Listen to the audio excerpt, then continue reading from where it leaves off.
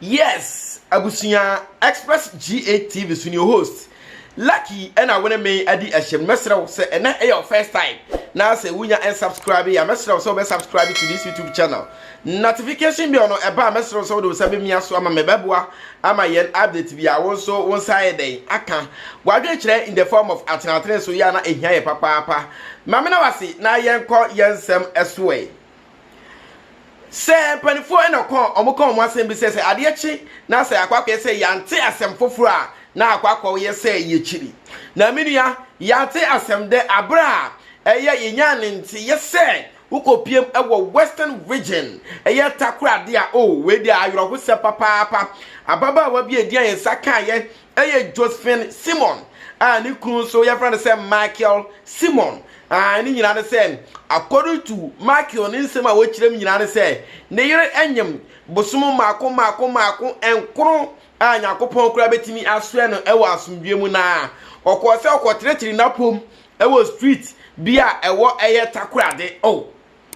minia okose okotiretiri napom na eno ena na yire koya wama ni papa ni mama konya akọ obi a na sa akọ no efiri nkrofo bia e from say kidnappers ena say ba no say kidnapping dia ukopiem ewo western region takurade a eni enyina ye nya hu update ama enkwara mako miensa tu anan kura ye hu ba bi asa akrofo no so eye den efa ye eni or the report ni edema eye wiase nyina through Adom FM and I say Adom TV eme wiase nyina tieti no wiase nyina so de omani atofom se na ebe ometimi aboa ama omoso ahwehwe ababa wa friend say Josephine Simon and the asumdwe so eye aba wo kire ababa wa ne type or the pictures eba bonte ni adeadea na enche bia na enya ne tie se ababa wa na wo yira aye no kidnappers for no kidnapping ye no omohu no na wei eya niji asem se omohu ne de ne wo se yei ene na kan ye da Nyakopon ase na omohu ne sei omuko hu na ababa wa na ne hu moja bebrebe brad ene na eya sefen papa ene ababa wei etesen ekosenya ababa wa no entumi enkasa yei dieti na ababa wa no entumi nkasa ababa wa no atori muma wutimi se wotimi mbie na no timi nyatwe sabe waye deaf and dumb wo kashuri a wontie eno no agasa so entumi enye de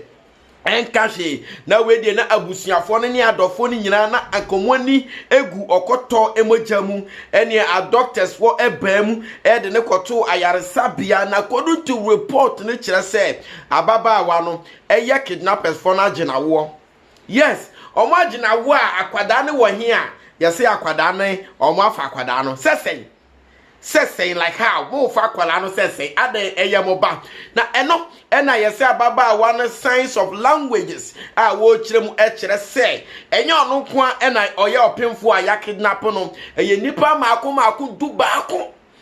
ono kan du emienu na ayro hosem yete sasem we na yansumu ewoso ye because yenua manom ye yerenom eso enyemwan wutimi nka se wo mani pie na ba sa na de wo yaw ena ayede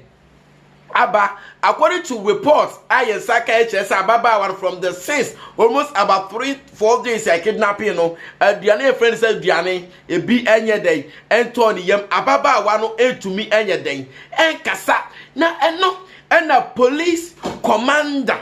Yes, I want also a Western region takura yes a police commander Diane Saka Sesia Felix Ofosu Ajimai ono and a DCOP Felix Fosu Ajimai wababe kasa na dia sam ena papa yi aka sansem we na atimi aspect a lot of what controversy ene wiase nyina se na papa yi adem boko de na enya boko se ni nyina ne se papa ne se ababa wa no ne kidnapping yo ni nyinsen yo ni ade oni nyina fake.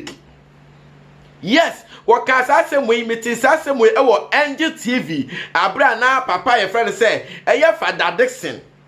Yes, Father Dixon eti agwamu na one of the news anchors for eka echire mu a ye say according to police commander kire say police reporter and nsaka enyina kire say enye nokwe na abusuafo ne say na police commander wo se ne hwan abra ababa won enyina nim say na funu eboso to twe ne sofu kura ba be dia that say na funu boso to twe pictures be up popping out say na funu boso to twe na edia wonyina so ne ade na empoke na person wo ka ho and yet according to Sansam no echiremu am papa aye police no echiremu am wo say nya ade say sa ade no ogitumu a ebeye da biara dam onu kura ne point abusuafo no kura wo point ya asem a afi na aba eti ya de wi e de ataswo winim express GATV ne ebepiemu bia no ye beboa ama wo so wo side aka according to DCOP Felix Ofosu Ajiman say ababa wa no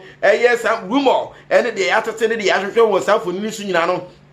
wo say fake eno ena Ajadexin ema yensa eka ewo Angel TV na no ena Express GATV so me de ba be som ye viewers ewo sa kasafoni eso se de be ya wo so be hu de we si eden eko ye de we say pin kura to for my be make sure say ye ba be kire viewers amomo say we pin ena we so chalk what ase ye follow update no na ne yensa be ka bia ne de ba be som ewo sa platform we eso say fake say fake me ya ye de mu enchiremu e ba be som ewo sa platform we eso